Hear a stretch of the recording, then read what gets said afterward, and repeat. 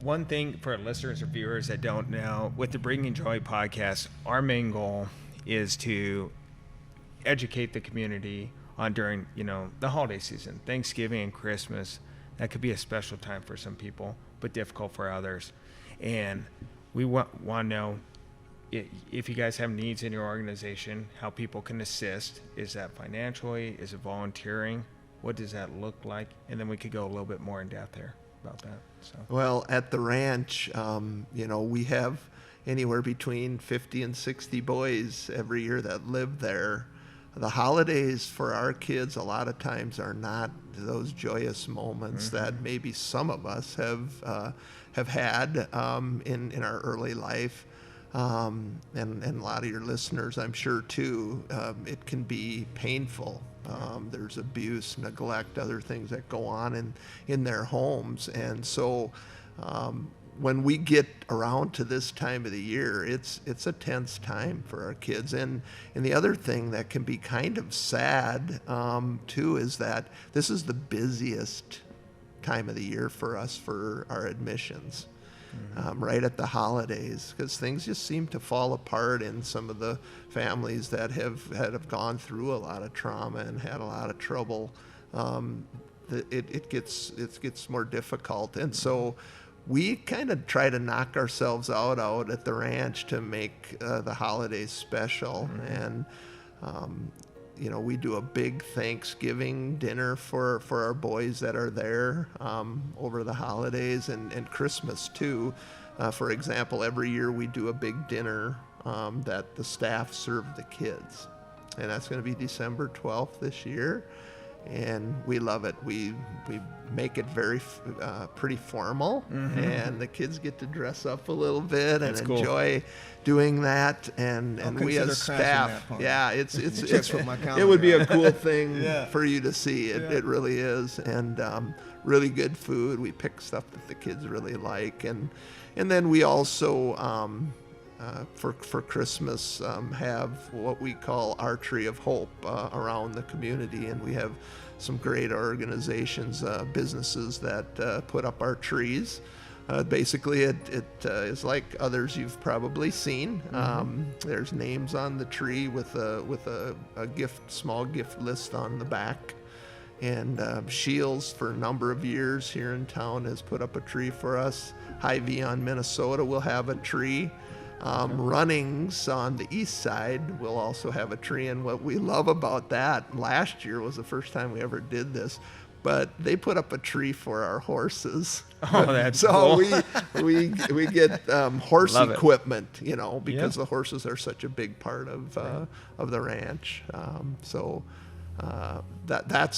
how the holidays are for us, and we get it's a big time for people to really reach out and give kids something positive and good at a time that maybe wasn't the greatest for them growing up. Right, and I think that's phenomenal, just kind of putting those trees in those local businesses to assist and look at the list what those kids may need or want for them, and then people gifting them and helping them out, because like you said, it could be a tough time around this time of year, just because they're not around their loved ones and things of that nature, separated from their family or brothers and sisters. So I love that.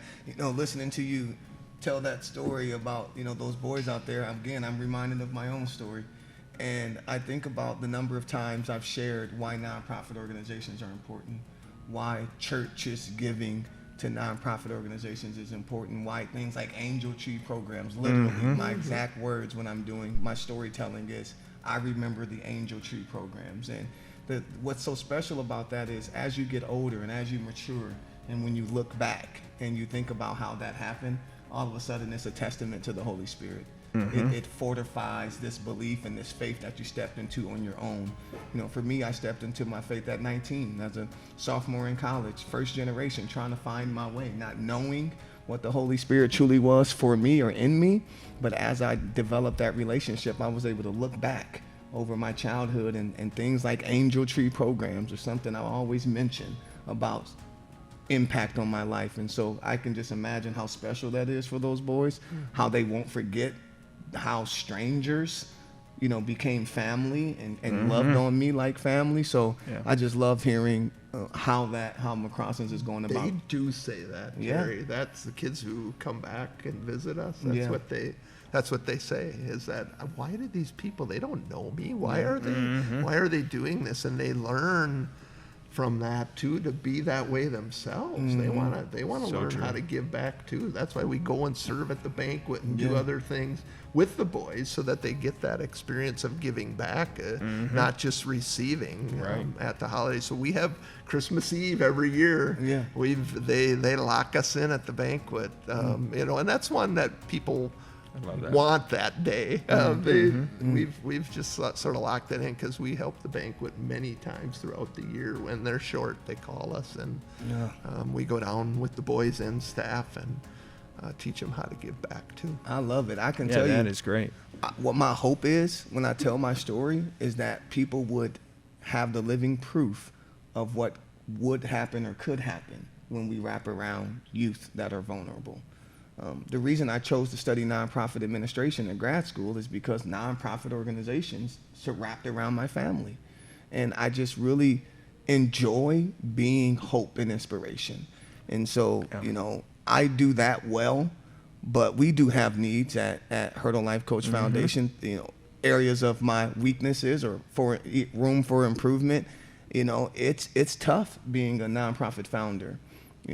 It's enjoyable being able to provide the direct coaching support, the empathetic listening, the hope and inspiration, but I'm met with challenges often as it comes to developing our systems and our infrastructure and professional support needs like accountants and marketing people and grant writers. And I have an amazing board of directors. We actually just grew by 6, so we're up to 11. That's a lot better than the 4 we had last year, and struggling with capacity. So we're celebrating growing by 6 members. So we've got more hands on deck, more people helping us out with grant writing and vetting.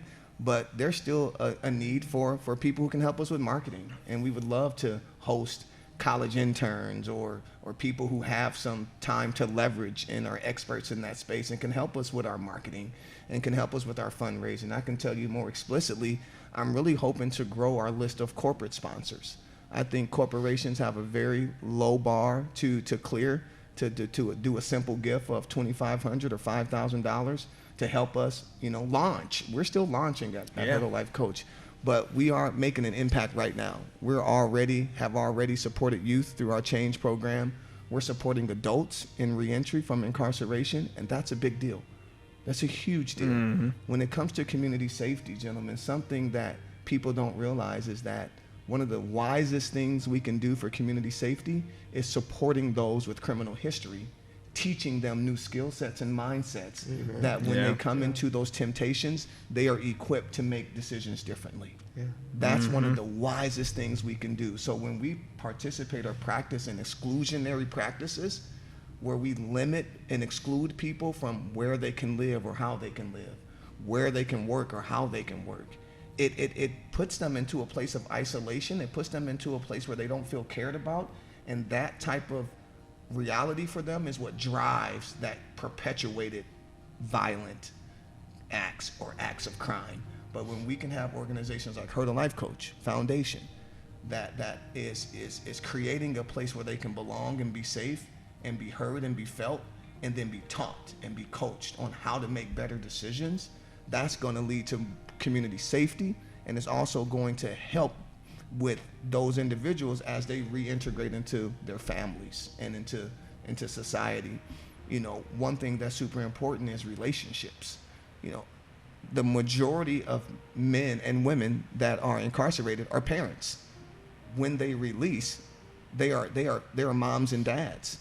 So when we support adults at Hurdle Life Coach, we're supporting parents. We're teaching healthy communication skills, so these relationships that are severed and damaged and bruised with their children and their spouses and co-parents, that we equip them with a new understanding, with a new mindset that we can have healthy families instead of, what has led them to those situations before. So I just say that to say we are having impact, but we're small, new, and young.